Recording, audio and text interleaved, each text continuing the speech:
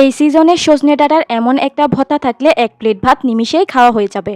Hello everyone, আসসালামু আলাইকুম। আজকে আমি আপনাদেরকে সজনে ডাঁটা দিয়ে খুবই মজার একটা ভর্তা রেসিপি করে দেখাবো। এই সজনে ডাঁটার ভর্তাটা এতটাই বেশি মজার যে এটা দিয়ে ভাত খেতে থাকলে আপনি শুধু ভাত খেতেই থাকবেন।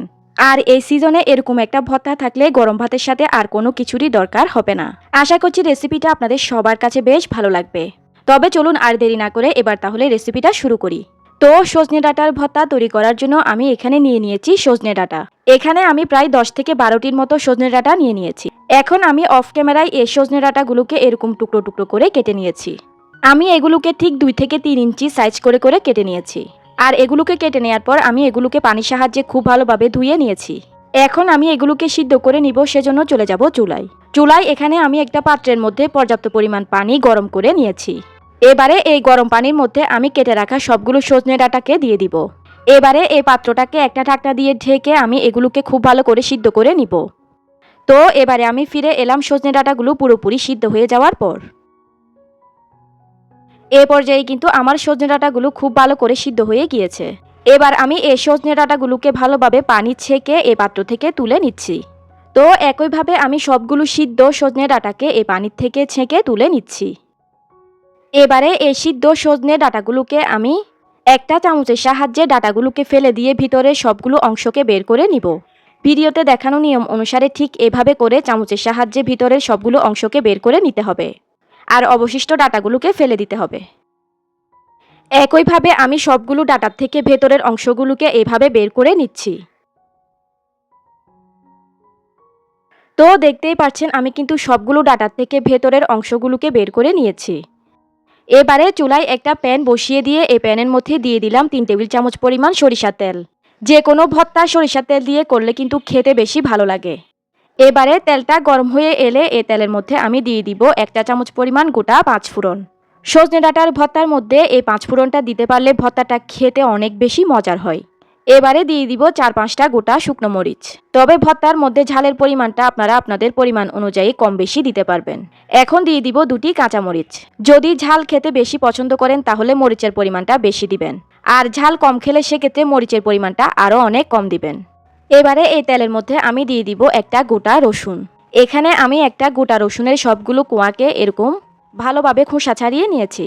যে কোনো ভর্তার মধ্যে রসুনের পরিমাণটা বেশি দিতে পারলে ভর্তাটা খেতে বেশি ভালো লাগে। তবে আপনারা চাইলে রসুনের পরিমাণটা আরও কমও দিতে পারবেন। এবারে এখানে আমি দিয়ে দিব একটা বড় সাইজের পেঁয়াজ কুচি। এই পেঁয়াজটা মোটামুটি বেশ অনেক বড়ই ছিল। এবারে আমি এই সব কিছুকে 2 থেকে 3 মিনিটের মতো একটু ভালোভাবে ভেজে নিব। অর্থাৎ যতক্ষণ পর্যন্ত না রসুনগুলো ভালোভাবে সিদ্ধ হয়ে যায় ততক্ষণ পর্যন্ত এগুলোকে ভেজে নিতে হবে। 2 থেকে 3 মিনিট এগুলোকে ভালোভাবে ভেজে নেওয়ার পর যখন পেঁয়াজের কালারটা এরকম চেঞ্জ হয়ে যাবে, রসুনটাও ভালোভাবে সিদ্ধ হয়ে যাবে, তখন আমি দিয়ে দিব সবগুলো সজনে। এবারে এখানে আমি দিয়ে দিলাম 1/2 চা চামচ পরিমাণ হলুদের গুঁড়া, দিয়ে দিব 1/2 চা চামচ পরিমাণ মরিচের গুঁড়া। এবারে দিয়ে দিব 1 চা চামচ বা স্বাদ অনুযায়ী লবণ। এবারে সব কিছুকে নেড়ে চেড়ে আবারও 2 থেকে 3 মিনিটের মতো ভালোভাবে ভেজে নিব। তো সব কিছুকে আরও 2 থেকে 3 মিনিটের মতো ভালোভাবে নেড়েচেড়ে ভেজে নেওয়ার পর এবার আমি চুলাটাকে বন্ধ করে দিয়েছি। এখন আমি একটা চামচের সাহায্যে এগুলোকে একটা বাটিতে তুলে নিব। এগুলোকে বাটিতে তুলে নেওয়ার পর এবার আমি এগুলোকে খুব ভালো করে ঠান্ডা করে নিব। কারণ ঠান্ডা না হলে কিন্তু এগুলো ভালোভাবে বেটে নেওয়া যাবে না। তো এগুলো যখন ভালোভাবে ঠান্ডা হয়ে গিয়েছে আমি সে পর্যায়ে এগুলোকে একটা পাটার মধ্যে নিয়ে নিচ্ছি। এবারে আমি এগুলোকে একটা শিলের সাহায্যে একেবারে মিহি করে বেটে নিব। ভিউয়ার্স, আমার এই ভর্তার রেসিপিটা যদি আপনাদের কাছে ভালো লেগে যায় তাহলে ভিডিওতে কিন্তু অবশ্যই একটা লাইক দিয়ে দিবেন। আর ভিডিওটি আপনাদের ফ্রেন্ডস অ্যান্ড ফ্যামিলির মাঝে বেশি বেশি শেয়ার করে দিবেন। তো আমি ভর্তাগুলোকে 1 বাটা দেওয়ার পর আমি এখন আবারও ভর্তাগুলোকে আরেক বাটা দিয়ে দিচ্ছি। 2 বাটা দেওয়ার কারণে ভর্তাগুলো একেবারে মিহি হয়ে যাবে।